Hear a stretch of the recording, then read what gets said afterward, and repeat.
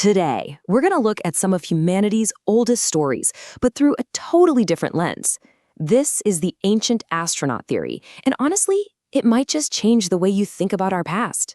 You know, for centuries, we've basically been told that the great myths, all those biblical miracles, and the powerful gods our ancestors worshipped are just stories, right? Metaphors they came up with to explain the world around them. But what if they were more than that? What if they aren't just stories at all? The ancient astronaut theory proposes that these are actually historical records, documenting humanity's very first encounters with beings who are not from this world. So let's dive in and see what that actually looks like. Okay, so first up, artifacts. We're talking about physical objects from the ancient world that, according to this theory, might not be what they seem. What if, instead of being mystical relics, they were actually pieces of forgotten, highly advanced technology? Let's start with the big one, the legendary city of Atlantis. Plato described it as this incredible place, a marvel of technology and philosophy. Well, according to this theory, Atlantis was very real, and when it fell, its survivors scattered across the globe, taking pieces of their amazing technology with them. And that leads us directly to the mysterious crystal skulls. The theory here is that these aren't just intricate carvings. No, they're supposedly sophisticated data storage devices. Think of them as ancient hard drives encoded with all the knowledge of Atlantis. And where do we find them? In places like the Mayan world and Tibet, which some theorists believe were the ancient refugee sites for those Atlantean survivors. And here is where it gets really fascinating. This ancient idea perfectly mirrors our own modern technology. The legends say the skulls store vast amounts of information. Well, in 2012, Hitachi unveiled a quartz glass chip that can preserve encoded data for millions of years. It's the exact same concept, using crystal to store information. Coincidence? Maybe. But, of course, there's a huge catch.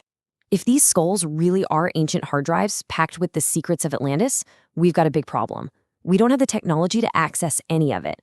We have no idea where the on button is, which leaves whatever's inside a complete mystery. The crystal skulls aren't the only artifacts that get this kind of re-examination. Over in ancient Greece, at the famous Oracle of Delphi, there's another object that presents a very similar puzzle, the Omphalos stone. So the story goes, this stone was believed to be the literal center of the world for the Olympian gods.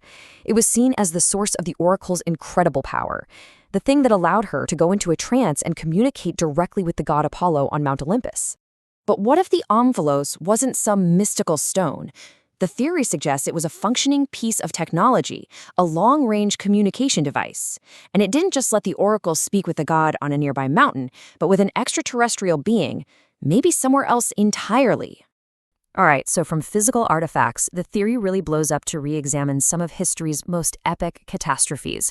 Were these really acts of God, or could they have been something else entirely? Think about the biblical story of Sodom and Gomorrah. Angels warn Lot and his family to flee the city and give them one crucial warning. Whatever you do, do not look back at the destruction. But Lot's wife disobeys. She looks back and is instantly turned into a pillar of salt. Now, fast forward to the modern era. At a nuclear test site, what's the one single critical instruction given to every observer? Do not look directly at the blast.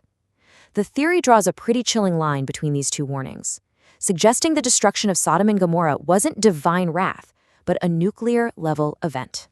All right, next up, Noah's Ark. I mean, when you really stop and think about the story literally, the logistical problems are just mind-boggling. How could one man possibly collect two of every single animal on the entire planet? How could you fit them all on one wooden boat? The story just seems physically impossible. So the theory proposes a pretty high-tech solution. What if the Ark wasn't a boat packed with animals at all? What if it was a vessel carrying a DNA bank, the genetic code of every species, all preserved and ready to repopulate the planet after the flood was over? All of a sudden, the impossible story becomes a story of advanced technology, just retold over thousands of years as a miracle. So this leads us to our final section, and it's the big one. If the artifacts are really technology and the cataclysms are interventions, then who were the actual gods and heroes at the center of all these stories? And the story of Noah gets even weirder. In texts found among the Dead Sea Scrolls, like the Lamech Scroll, we find a detail that isn't in the Bible. After being away for a long time, Noah's father, Lamech, comes home and finds his wife is pregnant, and he is absolutely convinced the child is not his. Well, according to this scroll, Lamech is told that the guardians of the sky performed an artificial insemination, and that this child, Noah, was specifically chosen to father a new, genetically pure human race after the flood. I mean, this reframes the whole story. The flood becomes a genetic cleansing, and Noah becomes the product of an extraterrestrial breeding program. This pattern isn't just in biblical texts either. In Norse mythology, the gods have all this impossibly advanced gear. Thor has his super powerful hammer, Mjolnir. Odin has a spear that never misses its target. But the most incredible one might be the god Freyr's ship, Skidbladnir. It could travel anywhere, super fast, and, get this, it could be folded up small enough to fit inside his pocket. So you just have to ask, right? If these objects are actually descriptions of real technology, then who built them? Well, the myths have an answer for that too. In the Norse stories, the master craftsmen were the dwarves, small, gnomish beings who were master engineers living underground. Now, compare that description to the popular modern archetype of the gray alien, small beings known for their advanced technological and engineering know-how.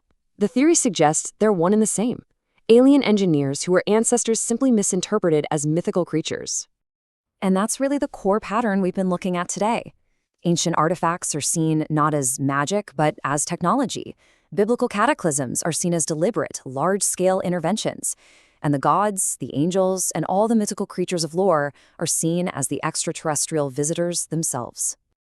In the end, the ancient astronaut theory really pushes us to reconsider everything we think we know about our own history.